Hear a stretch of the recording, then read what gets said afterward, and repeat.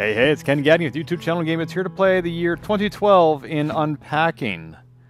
Okay, so I guess that relationship didn't go too well. We just moved in with our romantic partner in the year 2010, and now we are moving somewhere else in 2012.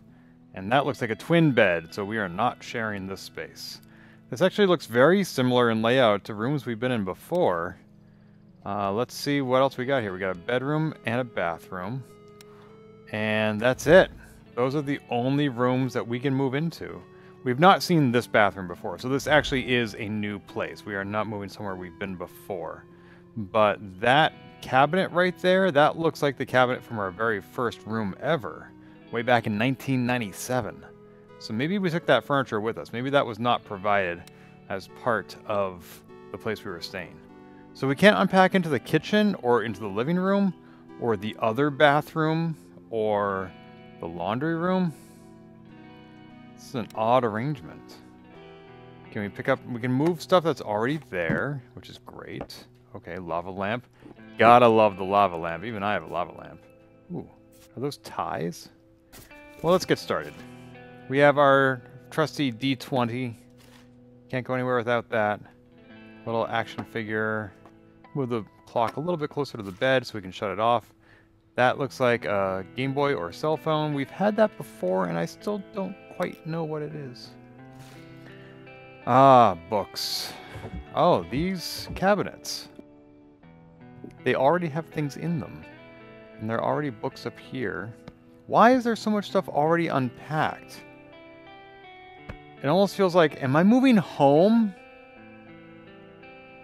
Is that what this is? Have I moved home with my family? Is this my old home that I grew up in? Ah, that's embarrassing. I think that's what's happening. So this game has a very subtle narrative. I actually said in my very first Let's Play of this game that there was no language, no words at all. That has proven to be incorrect, because at the end of every level, it says something like a shower with a view. So it does tell you a little something about the place you have moved into. Not so much about the place, like why you are there, or while you're unpacking. That part is subtle. I need to stack these books vertically, like that. That's going to give me a lot more room, I think. So many books. Books are heavy. So I lived in the same house for 10 years after college, and I was an avid book reader. Like, I actually spent some of my years after college working at GameStop, or as it was known back then, Software Etc., which somehow got me an employee discount at Barnes & Noble. I don't know how that works, but I bought probably as many books at Barnes & Noble as I did games at Software Etc. And then, after 10 years in that building, I finally had to move. And that meant packing up all my books. And let me tell you, 10 years worth of books, they're heavy. That's a lot of books. So around that point in my life, I basically stopped buying books. I was a big proponent of libraries. That's what I started doing after that point in my life, was borrowing books from the library, because that helps increase their circulation and lets them know that your tax dollars are in fact being put to good use. Oh, that's not going to fit in there, is it?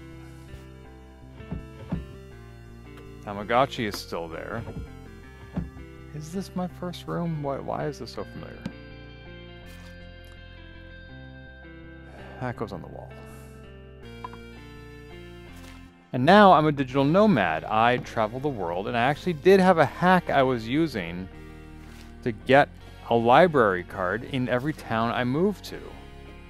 But that became onerous, and then when the pandemic happened, libraries kind of stopped being a thing for a little while there.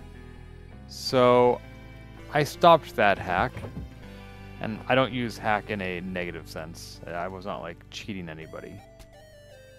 But I just decided, you know what? I have a Kobo e-reader. It's a Kobo Aura 1. which they don't make anymore, the modern equivalent to the Aura 1, oh, it's a poster, is the Forma.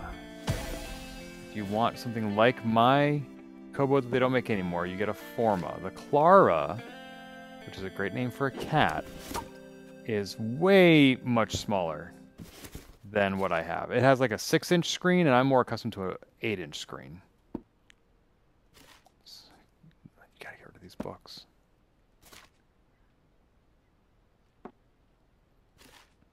So that's what I mostly do now, is I borrow books from the library, which is artificial scarcity because you can only lend out, the library can only lend out so many copies of a book at a time. When it's a digital file, there's no reason you need to have only 5 copies of a book. You can have as many copies as you want, but the publisher makes them promise to lend out only so many copies at a time. And it's not just a promise, like it's built into the DRM of the file.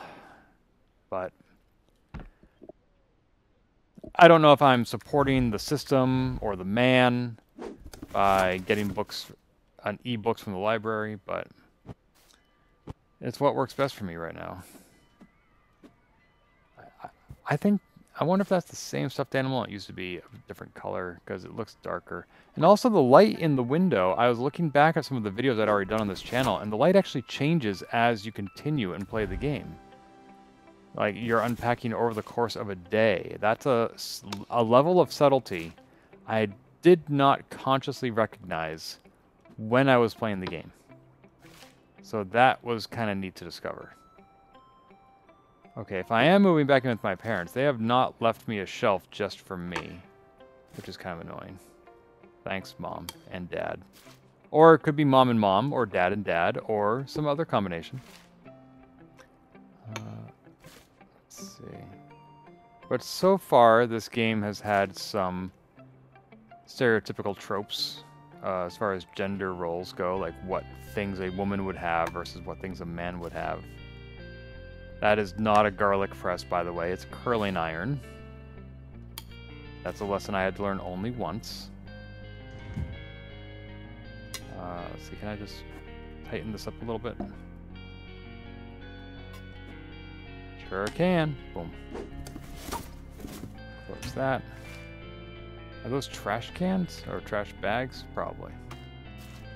Nice of me to bring some in so that the whole family, you know, can use the trash cans and the trash bags and the first aid kit. Because who knows who might get hurt. Like, when you're living with your parents, anything can happen. My goodness. I had a professor in undergrad who said that after college, she doesn't care if you have to sell the shoes on your feet. Do not ever go back home. And that, you know, is something that people of privilege can do. But in certain scenarios, whether you are hard on your luck or your parents need additional health care and supervision, sometimes you do need to move back home. I am fortunate that that has not been the case, and I try to minimize my time in that house. Okay, the other room is done. The bathroom is done.